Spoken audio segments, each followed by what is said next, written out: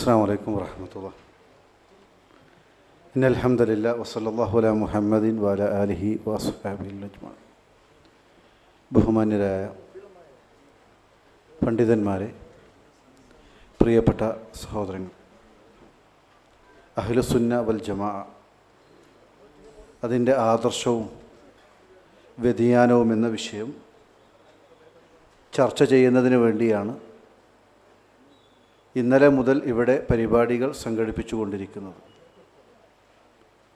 ഈ വിഷയവുമായി ബന്ധപ്പെട്ട് വിഷയാവതരണം അവസാനിച്ചു കഴിഞ്ഞു.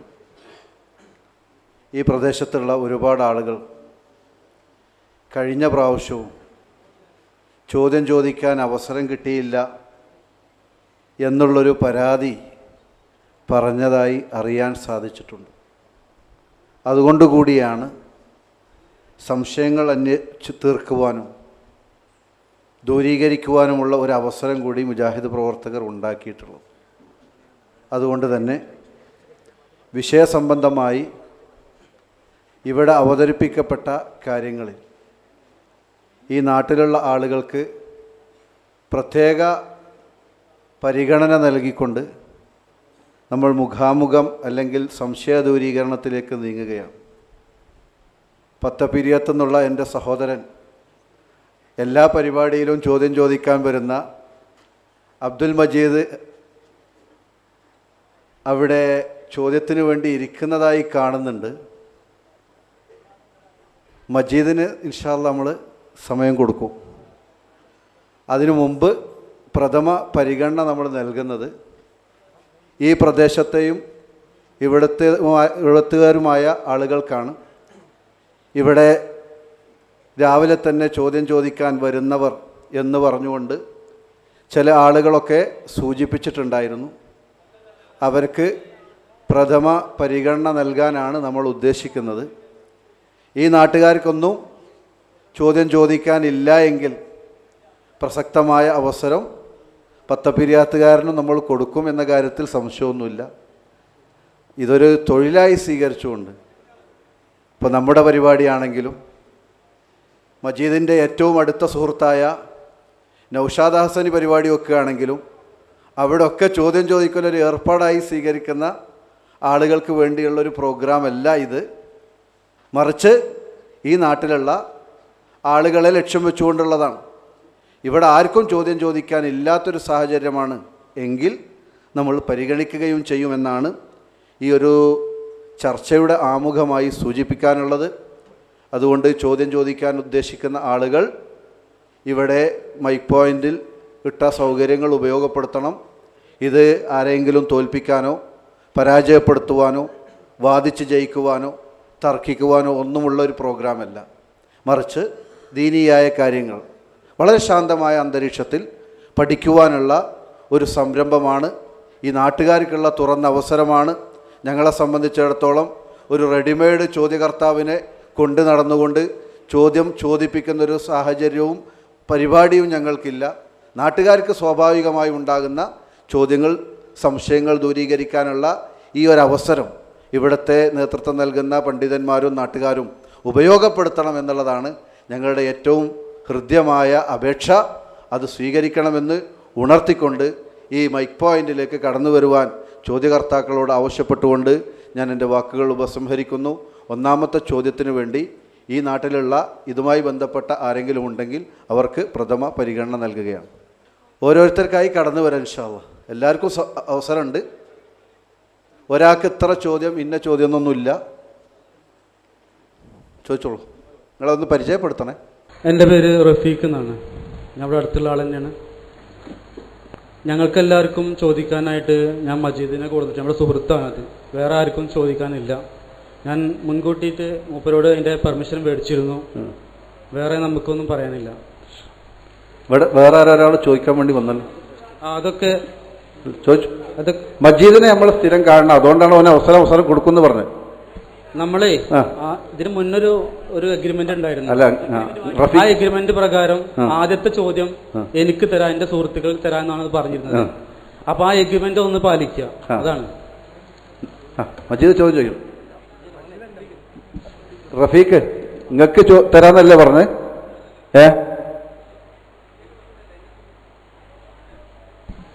എന്റെ സുഹൃത്തുക്കൾക്ക് ചോദിക്കാനുള്ള പെർമിഷനാണ് ഞാൻ മേടിച്ചിരിക്കുന്നത്. മനസ്സിലായി? ആ സുഹൃത്താണ് ഈ മജീദ്. അത് ശരി. പത്തപ്പിരിയത്തുള്ള മജീദ് നിങ്ങൾക്ക് വേണ്ടി ചോദ്യം ചോദിക്കണം. ഒരു പരിഹാസം ഉണ്ടാവരുത്. കാരണം ഞങ്ങള് സാധാരണക്കാർ അറിവുള്ളവർ ചോദിക്കട്ടെ എന്ന് വെച്ചിട്ടാണ്. ഒരു പരിഹാസം ഉണ്ടാവണ്ട. അപ്പൊ ഈ നാട്ടുകാർക്കാർക്കും ചോദിക്കാനില്ലാത്തത് കൊണ്ട്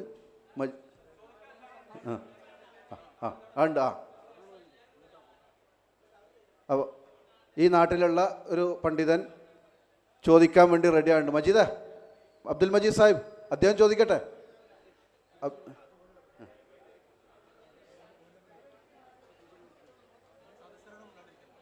സദസ്സിലുള്ള സഹോദരങ്ങൾ മിണ്ടാതിരിക്കുക, അവർ ചോദിക്കട്ടെ. ആ ഉസ്താദ് അവറുകൾ ചോദ്യം ചോദിക്കാനായി വന്നിട്ടുണ്ട്. ഈ നാട്ടിലുള്ള ആളാണ്, അദ്ദേഹം ചോദിക്കട്ടെ. അബ്ദുൽ മജീദ്,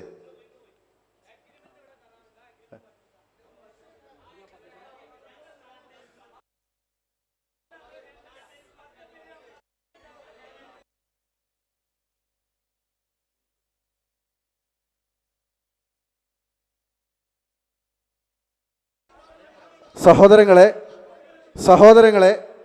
ഈ ഒരു പ്രോഗ്രാം ഈ പ്രദേശത്തിന് വേണ്ടിയുള്ളതാണ്.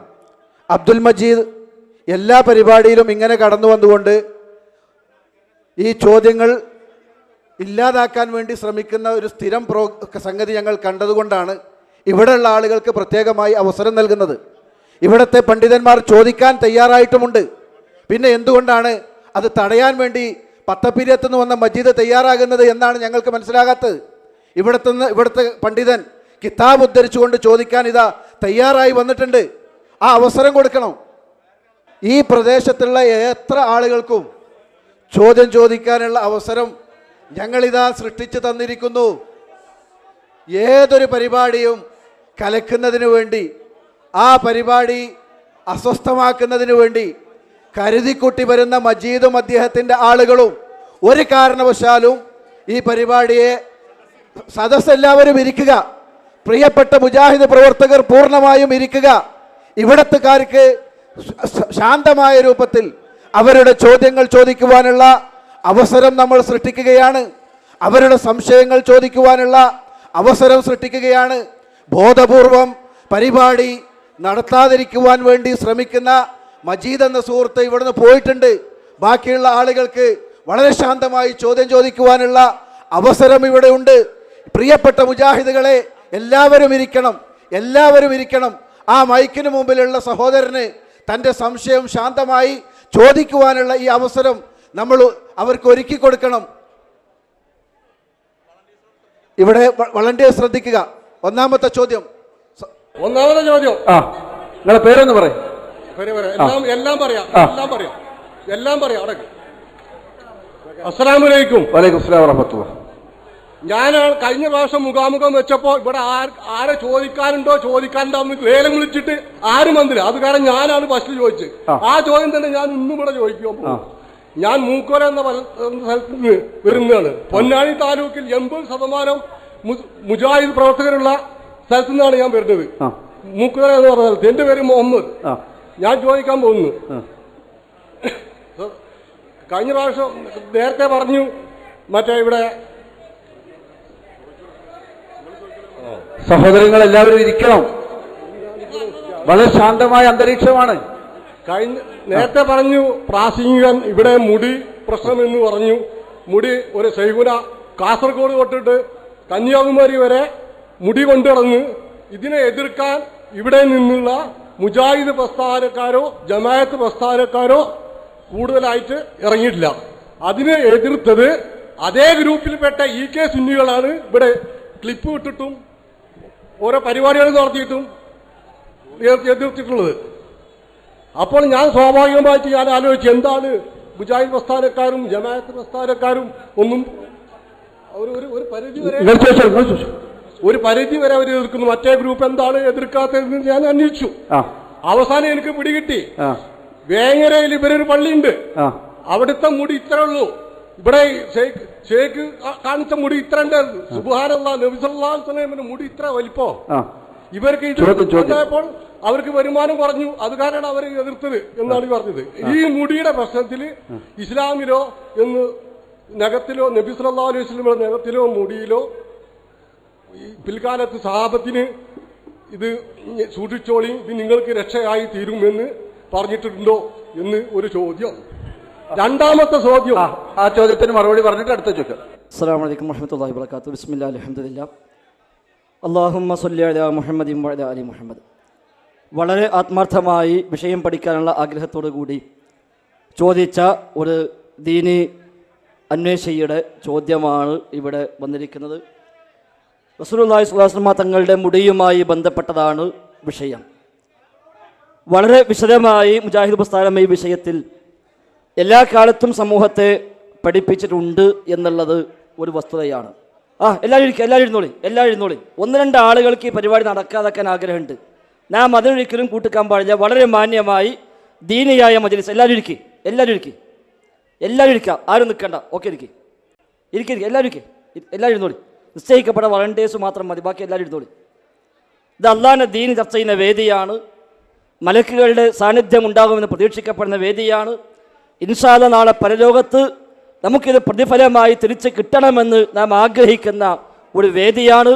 അതുകൊണ്ട് ആ നിലക്ക് നാം ഇതിനെ കാണേണ്ടതുണ്ട്. അത് വിരുദ്ധമായി ശൈത്താനെ സഹായിക്കുന്ന നിലപാട് നമ്മുടെ ഭാഗത്ത് ഉണ്ടാകാൻ പാടില്ല. വളരെ മാന്യമായി ഒരുപാട് മുസ്ലിയാക്കന്മാർ ഇവിടെ ചോദിക്കാൻ വേണ്ടി വന്നിട്ടുണ്ട്. ഇൻഷാ അല്ലാഹ് അവർക്കൊക്കെ അവസരം കൊടുക്കുകയും വേണം.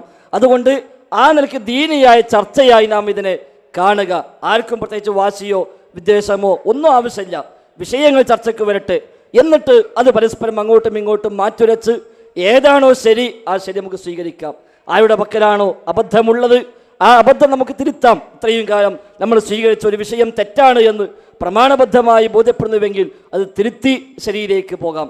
അതല്ല, അല്ലാത്തവരുടെ ഭാഗത്ത് തെറ്റാന്ന് ബോധ്യപ്പെടുകയാണെങ്കിൽ അവർക്കും ആ വഴി സ്വീകരിക്കാം.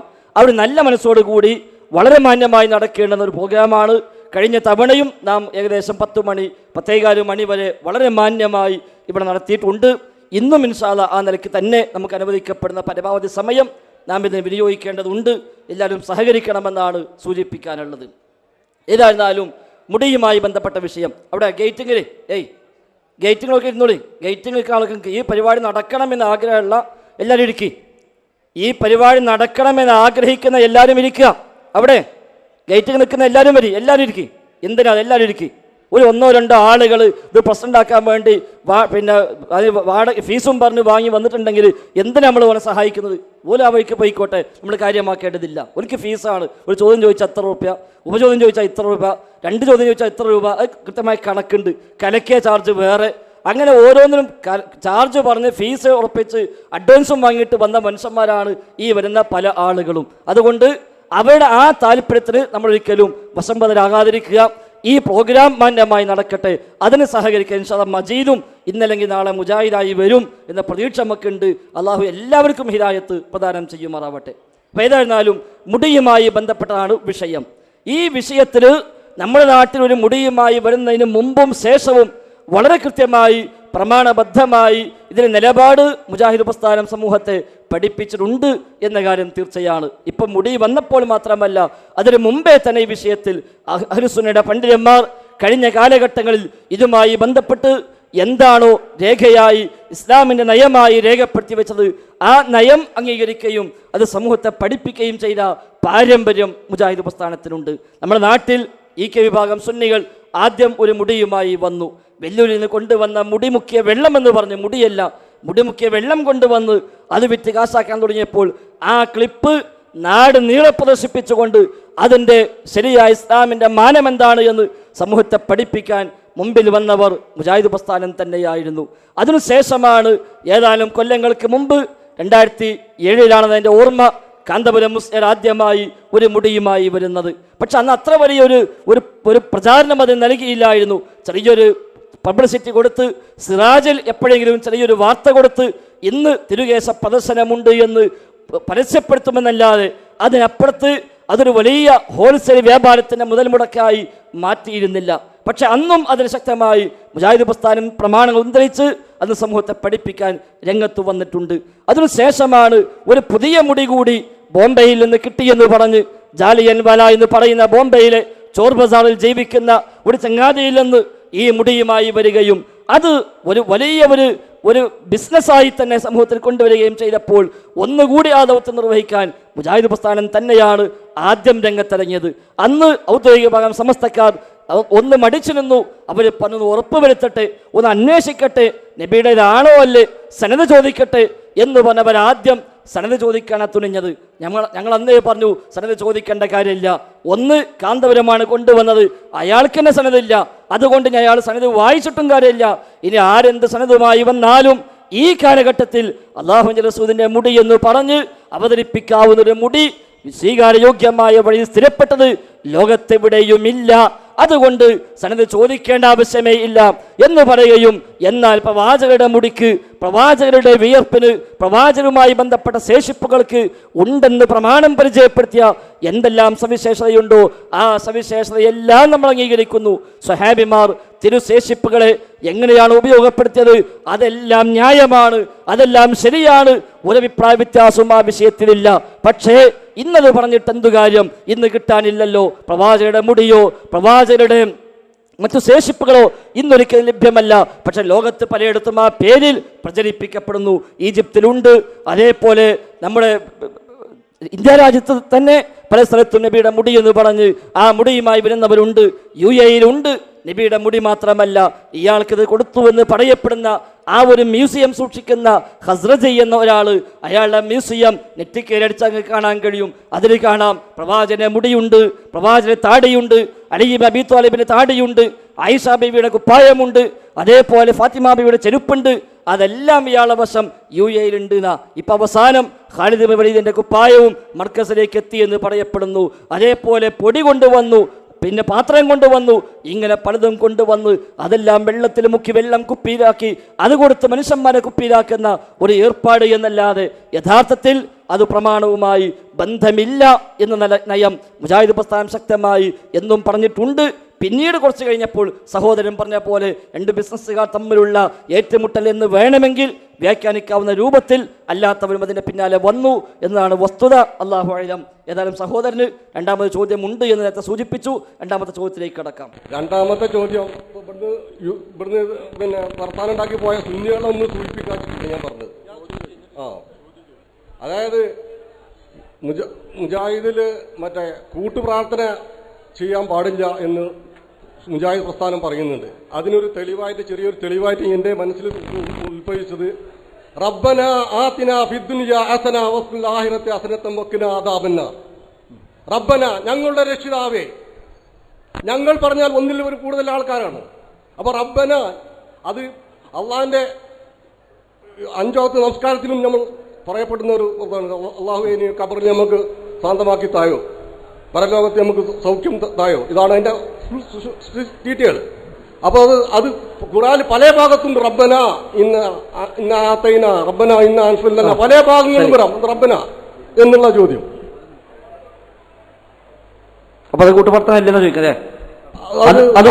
കൂട്ടുപ്രാർത്ഥനയ്ക്ക് ഉത്തരവാദില്ല. അല്ലെങ്കിൽ റബ്ബി എന്നല്ലേ പറയുള്ളൂ.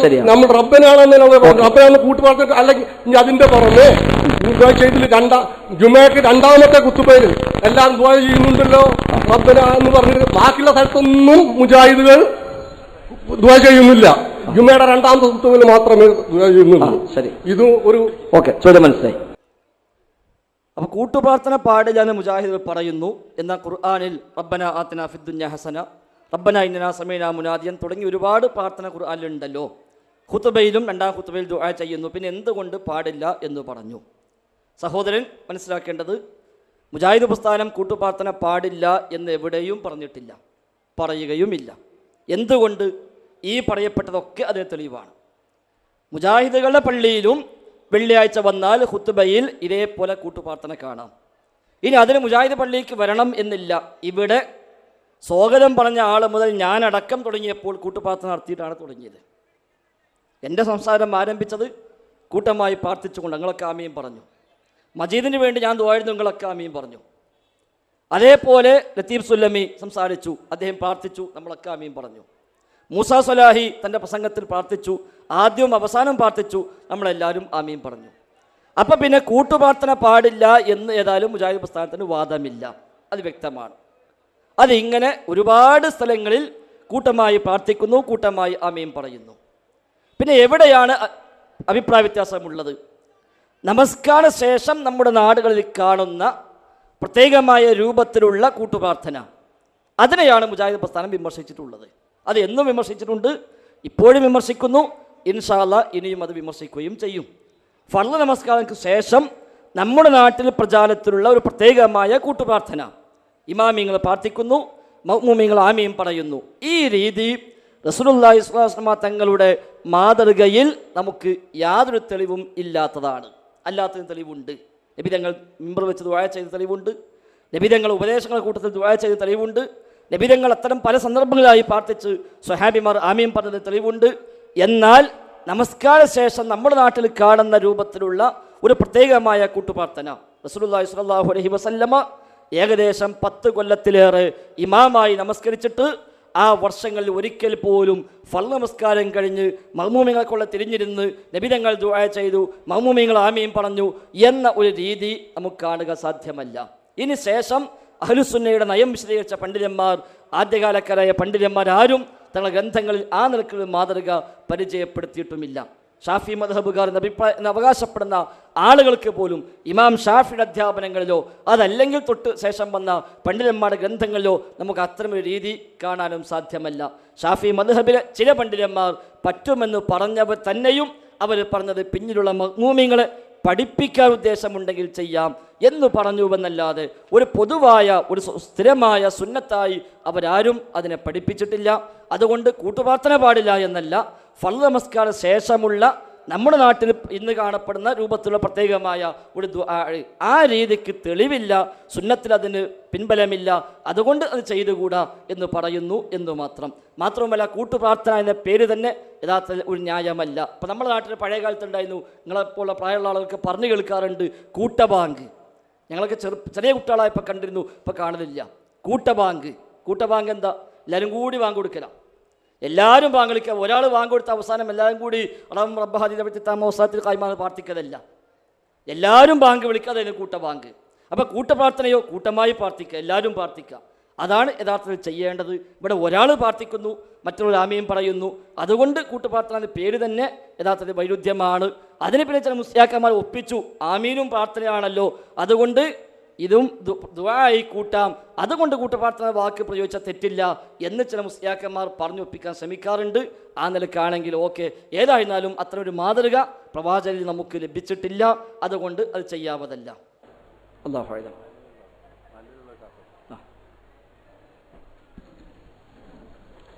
അസ്സലാമു അലൈക്കും വറഹ്മത്തുള്ളാഹി വബറകാതുഹു. ഈ സദസ്സലങ്കോലപ്പെടുത്തണമെന്നോ മറ്റു ഒരു ഉദ്ദേശത്തോടു കൂടല്ല. 2 ചോദ്യങ്ങളാണ് എനിക്ക് ചോദിക്കേണ്ടത്. പക്ഷെ ഒരു ചോദ്യം ചോദിച്ച് മറ്റുള്ളവർക്ക് ഞാൻ വിട്ടുകൊടുക്കുന്നു. അല്ല, രണ്ടും ചോദിച്ചോളി. ഓക്കെ. പിന്നെ ഇസ്ലാമിൽ അള്ളാഹുവിൻ്റെ റസൂലുള്ളാഹി സ്വല്ലല്ലാഹു അലൈഹി വസല്ലം തങ്ങളെ ഇത്തിബാഹുർ റസൂൽ തലമറക്കൽ സുന്നത്താണോ അല്ലേ എന്നൊരു ചോദ്യം. അങ്ങനെ അത് സുന്നത്താണെങ്കിൽ നിങ്ങളെ പണ്ഡിതന്മാരുടെ തലയിൽ ഒരാളുടെ തലയിൽ തൊപ്പിക്കാനല്ല, അത് അനുവദീയമാണോ അല്ലേ ഒന്ന്. രണ്ടാമത്തത്, ഒരു സ്ത്രീ ഗർഭിണിയായി കഴിഞ്ഞ് 4-ാം മാസമാകുമ്പോൾ അവളുടെ ഗർഭശാലയത്തിലേക്ക് അല്ലാഹു സുബ്ഹാനഹു തആല റബ്ബ് ഒരു മലക്കിനോട് റൂഹിനൂതി കൊടുക്കാൻ പറഞ്ഞു. ആ മലക്കിൻ്റെ പേരെന്താണ്? അതും കൂടെ അറിഞ്ഞാൽ മതി. ആഖിറു ദഅ്വാനാ അൽഹംദുലില്ലാഹി റബ്ബിൽ ആലമീൻ. എൻ്റെ പേര് ഹസൻ. ഞാൻ ഈ തെങ്ങൽ മഹലിലെ ഒരു ആളാണ്, ഒരു മെമ്പറാണ്. പിന്നെ എൻ്റെ വാപ്പ വെളിയങ്കോട് അൽഹംദുലില്ലാഹ് ഖൈർ. അള്ളാഹു താങ്കൾക്ക് അർഹമായ പ്രതിഫലം നൽകുമാറാവട്ടെ. വളരെ ഹൃദ്യമായി ആത്മാർത്ഥമായൊരു ചോദ്യം. അൽഹംദുലില്ലാഹ്, ഇത്തരം ചോദ്യങ്ങളാണ് നാം പ്രതീക്ഷിക്കുന്നത്. കൃത്യമായി എന്തുകൊണ്ട് നിങ്ങളങ്ങനെ, എന്തുകൊണ്ട് ഇങ്ങനെ, എന്തുകൊണ്ട് ചെയ്യുന്നില്ല, എന്തുകൊണ്ട് ഇത് സ്വീകരിക്കുന്നില്ല എന്ന് അറിയാൻ വേണ്ടിയുള്ള ആത്മാർത്ഥമായ ആഗ്രഹത്തിലുള്ള ചോദ്യം. അൽഹംദുലില്ലാഹ്, അത്തരം ചോദ്യങ്ങളാണ് നമുക്ക് ആവശ്യം. ഏതായിരുന്നാലും 2 കാര്യമാണ് ഇവിടെ കാരണവർ സൂചിപ്പിച്ചത്. ഒന്നാമതായി തലമറക്കുന്ന വിഷയവുമായി ബന്ധപ്പെട്ടാണ്. റസൂലുള്ളാഹി സ്വല്ലല്ലാഹു അലൈഹി വസല്ലമ തലമറക്കാനായി കൽപ്പിച്ചതോ നിർദ്ദേശിച്ചതോ ആയ സ്വഹീഹായ ഹദീസുകൾ ഒന്നും വന്നിട്ടില്ല. അതുകൊണ്ട് അത് ദീനിൽ ഒരു സുന്നത്തായി പറയാൻ നമുക്ക് വകുപ്പില്ല. എന്നാൽ അനുവദനീയമായ വേഷമാണ്, ഹലാലാണ്. നമ്മൾ കുപ്പായം ധരിക്കുന്നു, തുണി ഉടുക്കുന്നു, പാൻറ് ധരിക്കുന്നു. അതേപോലെ നമ്മൾ ചില ആളുകൾ തോർത്തുമുണ്ട് തോളിടുന്നു, ചില ആളുകൾ തലമറക്കുന്നു. അനുവദനീയമായ വേഷങ്ങളിൽപ്പെട്ട ഒരു വേഷമാണ് തലമറക്കൽ. അല്ലാതെ അത് സുന്നത്താണ് എന്ന് പറഞ്ഞുകൊണ്ട് പ്രത്യേകമായ ഹദീസ് റസൂലുള്ളാഹി സ്വല്ലല്ലാഹു അലൈഹി വസല്ലം തങ്ങൾ പഠിപ്പിച്ചതായി സ്വീകാര്യയോഗ്യമായ വഴിയിൽ കിട്ടിയിട്ടില്ല. എന്നാൽ പിൽക്കാലത്ത് വ്യാജമായി പല ആളുകളും അത് ഹദീസ് നിർമ്മിച്ച് പ്രചരിപ്പിച്ചിട്ടുണ്ട്. മിക്കവാറും ഹദീസുകൾ മൗലൂ ആണ്, നിർമ്മിതികളാണ്. ഉദാഹരണമായി പിൽക്കാലത്ത് ഉണ്ടാക്കിയ ഹദീസിൽപ്പെട്ടതാണ് അൽ ഫർഖു ബൈനൽ കാഫിരി വൽ മുസ്ലിമി അൽ അമാമത്തു ഫൗഖൽ ഖലൻസുവ.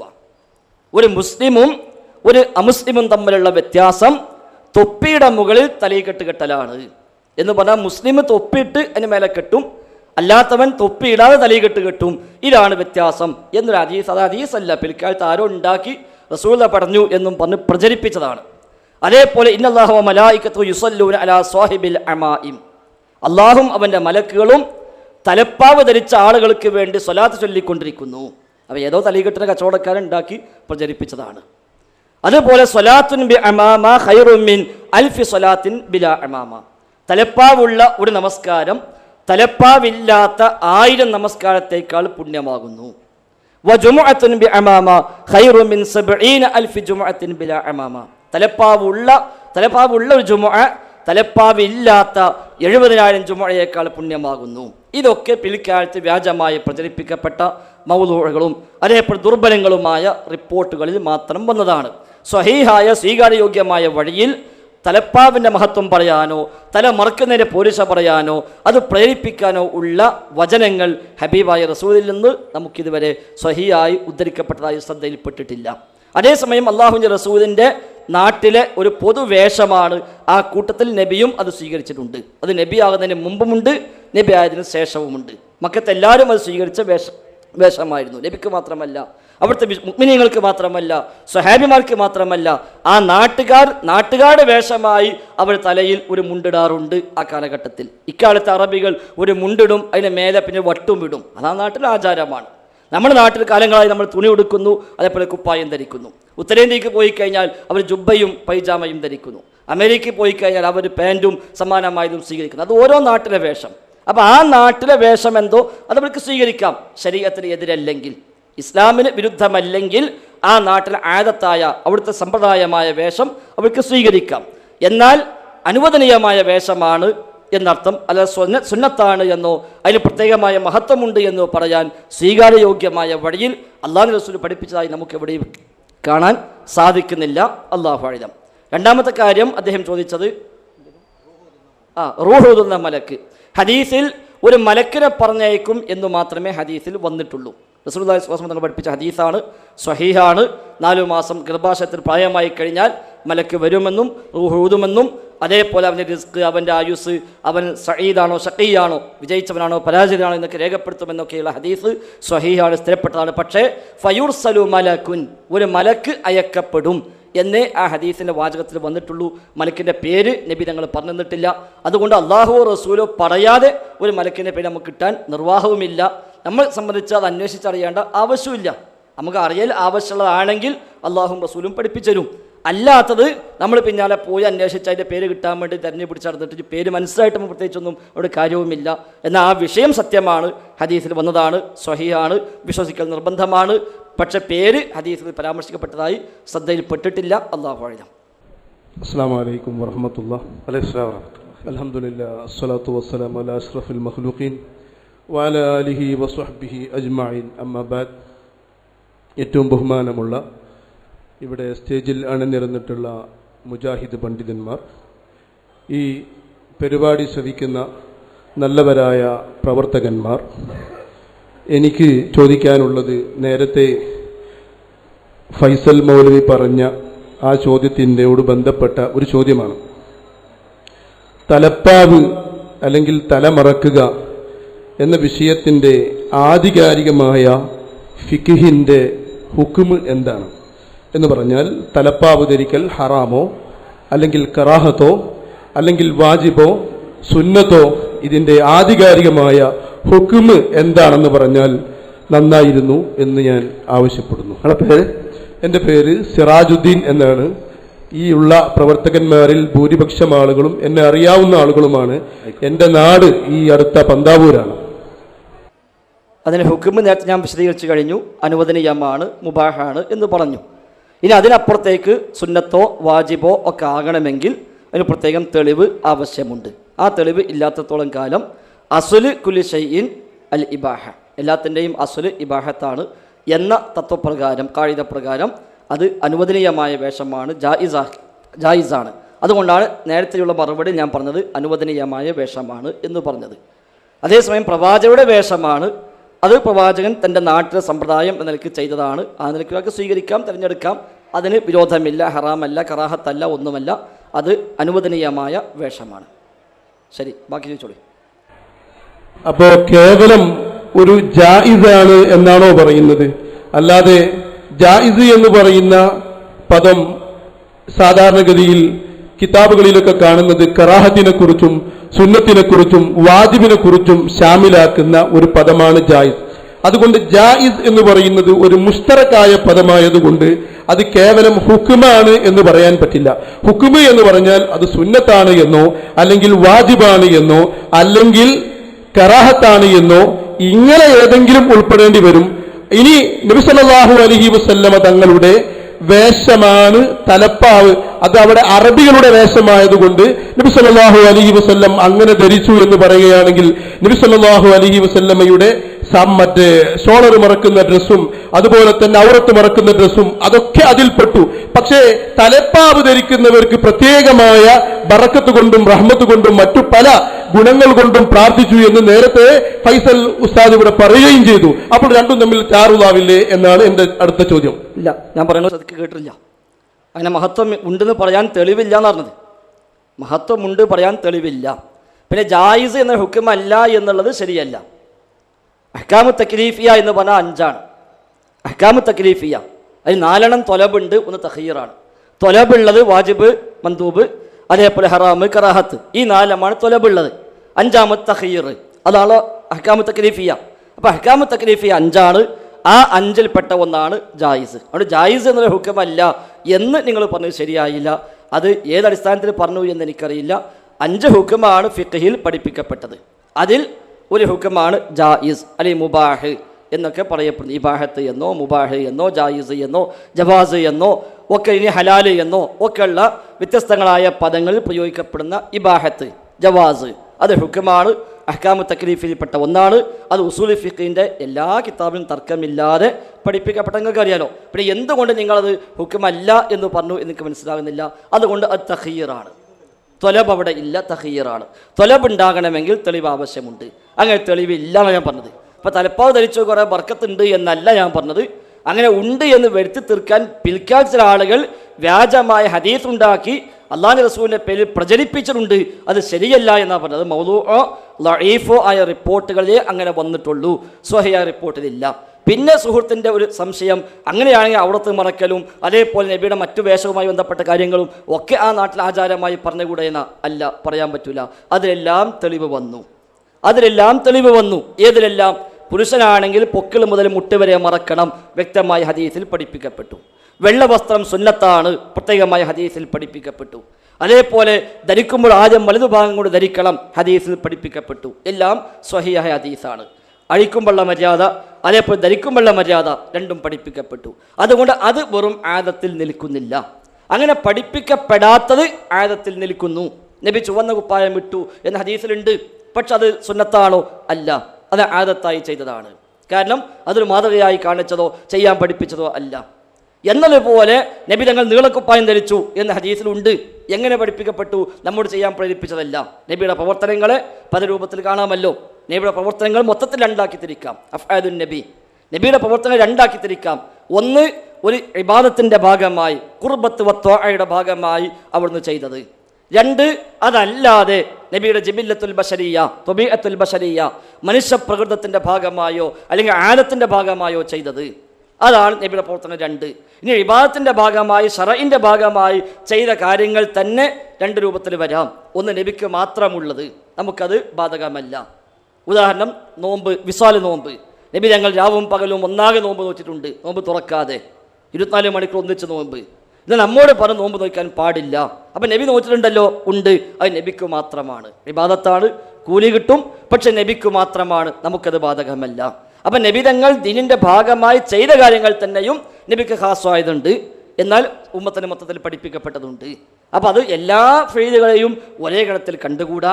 എന്നാൽ തലമറക്കുന്ന വിഷയത്തിൽ സ്വഹീഹായ ഹദീസുകൾ നബിയിൽ നിന്ന് വന്നിട്ടില്ല. തലമറക്കാൻ പ്രേരിപ്പിക്കുന്നതോ മറച്ച ഇത്ര കൂലിയുണ്ട് എന്ന് പറയുന്നതോ അതിൻ്റെ മഹത്വം പറയുന്നതോ ആയ ഹദീസുകൾ സ്വഹീഹായി എവിടെയും വന്നിട്ടില്ല. എന്നാൽ നബി തങ്ങൾ മറച്ചിട്ടുണ്ട്. അത് നബിയാകുന്ന മുമ്പും നബിയുടെ വേഷം അതാണ്. നബി ആയതിനു ശേഷം നബി തങ്ങൾ വേഷം മാറ്റിയിട്ടില്ല. അതിന് മുമ്പും നബിയുടെ വേഷം അതായിരുന്നു, ശേഷവും വേഷം അതായിരുന്നു. ഉണ്ടായ വ്യത്യാസം എന്താണ്? വെള്ള സുന്നത്താണ് പ്രത്യേകം പഠിപ്പിച്ചു, അതിന് മുമ്പ് നബി തങ്ങൾ പറഞ്ഞിട്ടില്ല. നബി ആയതിനു ശേഷം വഹി കിട്ടിയ ശേഷം പഠിപ്പിച്ചതാണ്. അങ്ങനെ പഠിപ്പിച്ചെങ്കിൽ ഇതും സുന്നത്തായി മാറും, പക്ഷേ അത് പഠിപ്പിക്കപ്പെട്ടിട്ടില്ല. ഇത് താങ്കളുടെ ശ്രദ്ധയിൽ അങ്ങനെ സ്വഹീഹുൽ ഹദീസുമുണ്ടോ? താങ്കൾ പറഞ്ഞെന്നാൽ സ്വീകരിക്കാൻ ഒരു പ്രയാസമില്ല. നബി തങ്ങൾ പറഞ്ഞ തലപ്പാവിൻ്റെ അല്ലെങ്കിൽ തലമറക്കുന്നതിൻ്റെ മഹത്വം പറഞ്ഞ ഒരു ഹദീസ് സ്വഹീഹായത് ഉണ്ടെങ്കിൽ താങ്കൾ അത് ഉദ്ധരിക്കുന്നുവെങ്കിൽ ഇൻഷാ അല്ലാഹ് നമുക്ക് ജീവിതത്തിൽ പാലിക്കാം. ഒരു സുന്നത്ത് നഷ്ടപ്പെടാൻ പാടില്ല എന്ന നിർബന്ധം നമ്മൾ എല്ലാവരും കഴിവിൻ്റെ പരമാവധി പാലിക്കാൻ ശ്രമിക്കാറുണ്ട്. അതുകൊണ്ട് അങ്ങനെ ഉണ്ടെങ്കിൽ, ശ്രദ്ധയിൽപ്പെട്ടിട്ടുണ്ടെങ്കിൽ താങ്കൾക്കത് പറയാം. അത് സ്വീകരിക്കാൻ 100% സന്നദ്ധരുമാണ്. അല്ലാഹു അഅലം. ഉസൂലുൽ ഫിഖിൽ ചർച്ച ചെയ്യുന്ന ജായിസ് എന്നല്ല അവിടെ 5 ഹുക്കുമുകളിൽ പറഞ്ഞിട്ടുള്ളത്, അവിടെ മുബാഹ് എന്നാണ്. ആ മുബാഹ് എന്നതാണ് 5 ഹുക്കുമുകളിൽ ഒന്നായി വരുന്നത്. ഞാനത് ഇടക്കൊന്ന് പറഞ്ഞു എന്നേ ഉള്ളൂ. പിന്നെ നബി സല്ലല്ലാഹു അലൈഹി വസല്ലം തലപ്പാവ് ധരിച്ചു എന്ന് നിങ്ങൾ തന്നെ പറഞ്ഞു. നബി സല്ലല്ലാഹു അലൈഹി വസല്ലം തങ്ങളുടെ ഫിഅല് അത് സുന്നത്തിൽ പെടില്ലേ? ഖൗലുഹു വഫീലുഹു വതഖ്രീറുഹു, ഈ ഒരു ഫിഅല് അത് നബി സല്ലല്ലാഹു അലൈഹി വസല്ലമയുടെ ആദത്തിൽപ്പെട്ടതാണ് എന്ന് അറിയിക്കുന്ന മറ്റു വല്ല തെളിവുകളും വരാത്ത കാലത്തോളം നബി സല്ലല്ലാഹു അലൈഹി വസല്ലമ തങ്ങൾ ഈ ധരിച്ച തലപ്പാവ് സുന്നത്താണ് എന്നാണ് വരിക. മാത്രവുമല്ല, തലപ്പാവ് സുന്നത്താണ് എന്ന് മാത്രമല്ല, തലപ്പാവ് ധരിച്ചവർക്ക് പ്രത്യേകമായി നബി സല്ലല്ലാഹു അലൈഹി വസല്ലം പ്രത്യേകമായ പവർ നൽകിയിട്ടുമുണ്ട്. ഇമാം മുസ്നദുശ്ശാമീൻ തൊബറാനി, ഇമാം തൊബറാനിക്കുള്ള മുസ്നദുശ്ശാമീൻ എന്ന് പറയുന്ന ഗ്രന്ഥത്തിന്റെ 3416 ഹദീസിൽ അൻ അബീ ദർദാ റളിയല്ലാഹു അൻഹു ഖാല റസൂലുള്ളാഹി സ്വല്ലല്ലാഹു അലൈഹി വസല്ലം ഇന്നല്ലാഹ വമലായികതുഹു, അല്ലാഹുവും അല്ലാഹുവിന്റെ മലക്കുകളും യുസല്ലൂന അലാ അസ്ഹാബിൽ അമാഇമ യൗമൽ ജുമുഅ, ജുമുഅ ദിവസം നബി സല്ലല്ലാഹു അലൈഹി വസല്ലമ തലയെക്കെട്ട് കെട്ടിയവർ, തലപ്പാവ് ധരിച്ചവർക്ക് അല്ലാഹുവും അല്ലാഹുവിന്റെ മലക്കുകളും യുസല്ലൂൻ, അവർ ഇസ്തിഗ്ഫാർ ചൊല്ലുന്നു, സ്വലാത്ത് നൽകുന്നു, ഗുണം കൊണ്ട് പ്രാർത്ഥിക്കുന്നു എന്ന് പറയുമ്പോൾ ഇതിലും വലിയ ഒരു തലകെട്ട് കെട്ടിയവർക്ക്, തലകെട്ട് കെട്ടുക എന്ന പ്രവർത്തനം നടത്തിയവർക്ക് ഇതിലും വലിയ ഒരു മഹത്വം ഇനി എന്താണ് നബി സല്ലല്ലാഹു അലൈഹി വസല്ലം പറയേണ്ടത്? താങ്കൾ ആദ്യം പറഞ്ഞ ആമുഖം വിയോജിപ്പുണ്ട്. ഞാൻ എൻ്റെ സംസാരത്തിൽ പ്രത്യേകം പറഞ്ഞു, മുബാഹ് എന്നോ ജായിസ് എന്നോ ഹലാല് എന്നോ ജവാസ് എന്നോ ഇബാഹത്ത് എന്നോ വ്യത്യസ്ത പദങ്ങളിൽ പ്രയോഗിക്കപ്പെട്ടതാണ്, അനുവദനീയമാണ്. അപ്പോൾ അതെല്ലാം ഒന്ന് തന്നെ, മുബാഹും ജായിസൊക്കെ ഒന്ന് തന്നെയാണ്. ഉസൂലികളിൽ വളരെ അപൂർവം ചില പണ്ഡിതന്മാരാണ് മുബാഹും ജവാസും തമ്മിലുള്ള അഭിപ്രായ വ്യത്യാസം, അതും തന്നെ ചില വിഷയത്തിൽ മാത്രം. അത് നമ്മുടെ വിഷയമേ അല്ല, അത് വിഷയമേ അല്ല. അപ്പോൾ അനുവദനീയമാണ്, സുന്നത്തല്ല, മന്ദൂബല്ല, വാജിബല്ല, കറാഹത്തല്ല, ഹറാമല്ല. ഇനി നിങ്ങൾക്ക് ഈ സംശയം വേണ്ടതൊക്കെ ഞാൻ പ്രത്യേകം പറഞ്ഞത് 5 ഹുക്കുമിൽ 4 തൊലബുണ്ട്. ഒന്ന് തഖീറാണ്. ആ തഖീറാണ് ഇവിടെ. കാരണം അസ്ലു കുല്ലി ഷൈഇൻ അൽ ഇബാഹ എന്ന് പറഞ്ഞിട്ടാണ് ഞാൻ പറഞ്ഞത്. അസ്ലു കുല്ലി ഷൈഇൻ അൽ ഇബാഹ എന്ന് പറഞ്ഞിട്ടാണ് പറഞ്ഞത്. അപ്പം അതുകൊണ്ട് ഇനി ഇബാഹ് വേറെ ജവാസ് വേറെ പറയാൻ പോകണ്ട. ഈ സാധാരണക്കാരെ ഇവിടെ നമ്മൾ ഇടങ്ങാറാക്കണ്ടല്ലോ. അതുകൊണ്ട് അനുവദനീയമാണ്, അല്ലാതെ സുന്നത്തില്ല, നിർബന്ധമില്ല. ഇനി ഈ പറഞ്ഞ ഹദീസ്, ഇത് സുഹൃത്ത് നേരത്തെ ഞാൻ പറഞ്ഞിരുന്നു, നിങ്ങൾ അപ്പോൾ ശ്രദ്ധിച്ചിട്ടുണ്ടാവില്ല. എൻ്റെ കഴിഞ്ഞ സംസാരത്തിൽ ഞാനിത് അങ്ങോട്ട് പറഞ്ഞു, ഇന്നല്ലാഹു വമലായികതുഹു യുസല്ലൂന അലാ സ്വഹിബിൽ അമായിം, അല്ലെങ്കിൽ അലാ സ്വഹാബിൽ അമായിം, 2 രൂപത്തിൽ വന്നിട്ടുണ്ട്. പക്ഷെ അത് നബി തങ്ങൾ പറഞ്ഞിട്ടില്ല, നബി തങ്ങൾ പറഞ്ഞതല്ല, അത് സ്വഹീഹ ഹദീസല്ല, അത് ദുർബലമാണ്. ആ റിപ്പോർട്ട് സ്വീകാര്യയോഗ്യമായ റിപ്പോർട്ടല്ല. അതുകൊണ്ട് നബി പറഞ്ഞു എന്ന് നമ്മൾ പറഞ്ഞുകൂടാ. നബി തങ്ങളത് പറഞ്ഞിട്ടില്ല, അത് സ്വഹീഹായ പരമ്പരയിൽ ഉദ്ധരിച്ച് കിട്ടിയ ഹദീസേ അല്ല. അങ്ങനെ പലതും ഉണ്ട്. അത് മാത്രമല്ല, ഞാൻ പറയാം, പലതും ഉണ്ടത് മാത്രമല്ല, 7 or 8 ഹദീസുകൾ ആ വിഷയത്തിൽ നമുക്കങ്ങനെ കാണാൻ കഴിയും. അപ്പോൾ അതിൽപ്പെട്ട ഞാൻ നേരത്തെ പറഞ്ഞു, അൽ ഫർഖു ബൈനൽ മുസ്ലിമി വൽ കാഫിരി അൽ കലൻസു അൽ അമാമത്തു ഫൗഖൽ കലൻസുവ എന്ന് പറഞ്ഞത്. അപ്പോൾ ഏതായിരുന്നാലും ആ ഹദീസ് സ്വീകാര്യമല്ല, തെളിവല്ല. മാത്രവുമല്ല അങ്ങനെ ഒരു മഹത്വം ഉണ്ടായിട്ട് നിങ്ങളും തലയിടില്ലല്ലോ. ഹദീസ് പറഞ്ഞ് തൊപ്പിയല്ല, തലയിക്കെട്ടാണ്. ആ ഹദീസ് പറഞ്ഞ് തൊപ്പിയല്ല, തലപ്പാവ് ധരിച്ചവർക്കാണ് ആ മഹത്വം പറഞ്ഞത്. അപ്പം ഏറ്റവും ചോദിക്കാൻ വരുമ്പോഴെങ്കിലും കെട്ടി വരാമായിരുന്നു. ചോദിക്കാൻ ചെല്ലുമ്പോണ്ടല്ലോ മര്യാദ, അപ്പോഴെങ്കിലും കെട്ടി വന്നാൽ അതിനോട് ഒരു കൂറുണ്ട്, ഒരു മര്യാദ പാലിച്ചിട്ടുണ്ട് എന്ന് വിചാരിക്കാം. അപ്പോൾ ഏതായിരുന്നാലും നമ്മൾ ആ നിലയ്ക്ക് കാണേണ്ടതില്ല. പക്ഷേ ആ ഹദീസ് നിങ്ങൾ പഠിച്ചോളൂ, നിങ്ങൾ ആത്മാർത്ഥമായി നിങ്ങൾ പിന്നെ അന്വേഷിക്കുക, സ്വഹിയാണോ അല്ലേ എന്ന് നിങ്ങൾ അന്വേഷിക്കുക. ഇൻഷാ അല്ലാഹ് ഞങ്ങൾ വേണമെങ്കിൽ സഹായിച്ചു തരാം. അതുകൊണ്ട് നിങ്ങൾ അന്വേഷിച്ചോളി, അത് സ്വഹിയല്ല. അവിടെ അത്തരം റിപ്പോർട്ടുകളെ നബി പറഞ്ഞു എന്ന് നമ്മൾ പറഞ്ഞുകൂടാ. അത് പ്രവാചകൻ്റെ പേരിൽ ഒരു പക്ഷേ കളവ് പറയലായി മാറിയേക്കാം. അതുകൊണ്ട് ഗൗരവമായി നാം അതിനെ കാണുക. നബിതങ്ങൾ അതിനെ മഹത്വം പഠിപ്പിച്ച സ്വഹീഹായ ഹദീസുകളൊന്നും റിപ്പോർട്ട് ചെയ്യപ്പെട്ടിട്ടില്ല. അല്ലാഹു അഅലം. ഇമാം തൊബറാനി റിപ്പോർട്ട് ചെയ്ത ഹദീസിനെ കുറിച്ച് ആ ഹദീസ് അങ്ങനെ ഒരു ഹദീസ് ഇല്ല, ആ ഹദീസ് ദുർബലമാണ് എന്ന് നിങ്ങൾ പറഞ്ഞു. അതിന് ആധികാരികമായ രേഖ എന്താണ്? എന്റെ ചോദ്യം 1. രണ്ടാമത്തെ ചോദ്യം, ഞാൻ തലപ്പാവ് ധരിച്ചിട്ടില്ല. ഞാനിപ്പോൾ തലപ്പാവ് ധരിച്ചാൽ ഫൈസൽ ഉസ്താദ് തലപ്പാവ് ധരിക്കുമോ? ഒരിക്കലുമില്ല. അപ്പൊ ഞാൻ തലപ്പാവ് ധരിച്ചില്ല എന്നതല്ല, ആ തലപ്പാവ് ഇസ്ലാമിൽ സുന്നത്തുണ്ടോ? ഒരു വ്യക്തിയുടെ ഫിഅല് എന്താണ്, സാധാരണക്കാരനായ ഒരു വ്യക്തിയുടെ ഫിഅല് എന്താണ് എന്ന് നോക്കിയിട്ടല്ല അടിസ്ഥാനപരമായ പണ്ഡിതന്മാർ അത് സുന്നത്താണോ, അത് കറാഹത്താണോ, അത് വാജിബാണോ എന്ന് തീരുമാനിച്ചിട്ടുള്ളത്. ഇവിടെ ചോദ്യം വന്നെന്താ പറയുക? ഫസ്റ്റ് നിങ്ങൾ ചോദിച്ചത് നേരത്തെ ചോദിച്ച കാരണമായ ചോദ്യത്തിന്റെ ഉപചോദ്യമായിട്ടാണ്. അദ്ദേഹം ചോദിച്ച ഇവിടെ ഇരിക്കുന്ന പണ്ഡിതന്മാരാരും തലമറച്ചിട്ടില്ല എന്ന ആമുഖം പറഞ്ഞിട്ട് അദ്ദേഹം ചോദ്യം ഉന്നയിച്ചത്. ആ ചോദ്യത്തിന്റെ കൂടെ കൂടിയിട്ടാണ് നിങ്ങൾ ചോദ്യവുമായി വന്നത്. അല്ലെ എനിക്ക് ധരിക്കാല്ല, നിങ്ങൾ തലപ്പാവ് വെച്ച് എനിക്ക് ധരിക്കാൻ പറ്റുമോ? നിങ്ങൾ ഒന്നാകെ അയച്ചിട്ടു എനിക്ക് അയച്ചിട്ടാക്കാൻ പറ്റുമോ? അതുണ്ടാവില്ലല്ലോ, അതൊക്കെ ന്യായമല്ല. അതേസമയം നിങ്ങൾ പറഞ്ഞെന്താ ഇങ്ങനെ ഹദീസ് ഉണ്ട് എന്ന് പറയാം. ഇങ്ങനെ ഹദീസ് ഉണ്ട്, സുന്നത്താണ് എന്ന ഹദീസുമായി വരികയും സ്വീകരിക്കാത്തവനെ ആക്ഷേപിക്കുകയും ചെയ്യാൻ വരുമ്പോൾ ഏറ്റവും ചുരുങ്ങിയത് അത് സ്വീകരിച്ചുകൊണ്ട് വരാമായിരുന്നു എന്നാ പറഞ്ഞത്. സ്വീകരിക്കാത്തവരെ ആക്ഷേപിക്കാൻ വേണ്ടിയാണല്ലോ ഈ ഹദീസും കൊണ്ട് വരുന്നത്. അപ്പം ചുരുങ്ങിയ പക്ഷം അത് സ്വീകരിച്ചുകൊണ്ട് വരാൻ പോട്ടെ, സാരില്ല, അത്ര ആലോചിച്ചിട്ടുണ്ടാവില്ല, വിഷയമല്ല. അപ്പം ഏതായിരുന്നാലും ഇമാം തൊബ്രാനി ഉദ്ധരിച്ച ഹദീസ് എല്ലാം സ്വഹിയാണെന്ന് അഭിപ്രായമുണ്ടോ? ഇമാം തൊബ്രാനിയുടെ മുഅ്ജമിൽ വളരെ കുറച്ച് ഹദീസേ സ്വഹിയായിട്ടുള്ളൂ. ഇമാം തൊബ്രാനിയുടെ മുഅ്ജമു തൊബ്രാനിയിൽ പകുതിയിൽ താഴെ ഹദീസേ സ്വഹിയായിട്ടുള്ളൂ. നിങ്ങളുടെ കയ്യിലുള്ള കിതാബ് മുഅ്ജമു തൊബ്രാനി ആണെങ്കിൽ അതിലെ പകുതിയിൽ താഴെ ഹദീസുകളെ സ്വഹിയായി വന്നിട്ടുള്ളൂ. ബാക്കി പകുതിയിലേറെ ഹദീസുകൾ ദുർബലങ്ങളോ നിർമ്മിതങ്ങളോ ആണ്.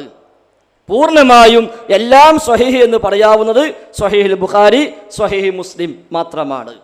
ആപേക്ഷികമായി സ്വഹീഹ് കൂടുതലുള്ളത് അബൂദാവൂദ്, തുർമുദി, ഇബ്നു മാജ, നസായി. ഇതാണ് മറ്റു കിതാബുകളെ അപേക്ഷിച്ച് കൂടുതൽ സ്വഹീഹ് ഉള്ളവ. അതാണ് കുത്തുബു സിത്ത. ചിലർ അതിന് സിഹാഹു സിത്ത എന്ന് പറയുന്നു, ഗാലിബിനെ പരിഗണിച്ചുകൊണ്ട്. അതിലാണ് കൂടുതൽ സ്വഹീഹുകൾ വന്നത്. ബാക്കിയുള്ളതിൽ ചിലതിൽ സ്വഹീഹും ദഈഫും തുല്യനുപാതത്തിൽ വന്നവയുണ്ട്, ചിലതിൽ സ്വഹീഹിനേക്കാൾ ഏറെ ദഈഫ് വന്നവയുണ്ട്, ചിലതിൽ നാമമാത്രമായ സ്വഹീഹുകൾ ഉണ്ടോ എന്ന് തപ്പിപ്പിടിച്ച് നോക്കേണ്ടതുണ്ട്. ഉദാഹരണമായി ഇബ്നു അബി ദുന്യയുടെ കിതാബിൽ 95% ദഈഫാണ്, ഒരു 5% സ്വഹീഹ് ഉണ്ടെങ്കിൽ ഉണ്ടാവും, അത്രയേ ഉള്ളൂ. അപ്പോൾ തൊബറാനി ഉദ്ധരിച്ചു, അതുകൊണ്ട് അത് സ്വഹീഹ് ആവണം എന്നൊരു വാശി ലോകത്താർക്കുമില്ല, നിങ്ങൾക്കും ഉണ്ടാവില്ല. അപ്പോൾ ഏതായിരുന്നാലും അത് സ്വഹീഹല്ല, ദുർബലമാണ് എന്നാണ് സൂചിപ്പിച്ചത്. എന്താണ് ദുർബലത, സനദിൽ എന്താ പ്രശ്നമുള്ളത്, ആരാ കുഴപ്പമുള്ളത് എന്നാണെങ്കിൽ അത് ഇൻഷാ അല്ലാഹ് വേണമെങ്കിൽ പരിശോധിച്ചിട്ട് പറഞ്ഞു തരാം. അസ്സലാമു അലൈക്കും. സഹോദരൻ സൂചിപ്പിച്ച ഹദീസ് തൊബറാനി മുഅ്ജമുൽ കബീറിൽ ഉദ്ധരിച്ച ഹദീസാണ്. അതിൻ്റെ സനദി പ്രകാരമാണ്. ഖാല ഹദ്ദസന അയ്യൂബ് ബിൻ മുദർക് അൻ മക്ഹൂൽ അൻ അബി ദർദ അൻ റസൂലുള്ളാഹി സ്വല്ലല്ലാഹു അലൈഹി വസല്ലം. ഇത് ഇബ്നുൽ ജൗസി അദ്ദേഹത്തിൻ്റെ അൽ മൗദൂആത്ത് എന്ന് പറയുന്ന റസൂലുള്ളാഹി സ്വല്ലല്ലാഹു അലൈഹി വസല്ലമയുടെ പേരിൽ കെട്ടിയുണ്ടാക്കപ്പെട്ട ഹദീസുകൾ മാത്രം ക്രോഡീകരിച്ച ഗ്രന്ഥമാണ് ഇബ്നുൽ ജൗസിയുടെ അൽ മൗദൂആത്ത്. അതിൽ ഈ ഹദീസ് അദ്ദേഹം കൊടുത്തിട്ട് മൗദൂഅ എന്ന് പറഞ്ഞു. ലാ അസ്ല ലഹു, ഇസ്ലാമിക ഗ്രന്ഥങ്ങളിൽ എവിടെയും അടിസ്ഥാനപരമായി ഈ ഹദീസിന് ഒരു അസ്ലുമില്ല. ഇത് ഇബ്നുൽ ജൗസി മാത്രമല്ല, ശാഫിഈ പണ്ഡിതന്മാരിൽ അഗ്രേസരനായിട്ടുള്ള സുയൂത്തി അദ്ദേഹവും ഈ ഹദീസിനെ മൗദൂഅ എന്ന് ദഈഫ് എന്നൊക്കെയാണ് വിശദീകരിച്ചിട്ടുള്ളത്. അതേപോലെ തന്നെ വേറെയും പണ്ഡിതന്മാർ ഈ ഹദീസ് മൗദൂ ആണ് എന്ന് വിശദീകരിച്ചിട്ടുണ്ട്.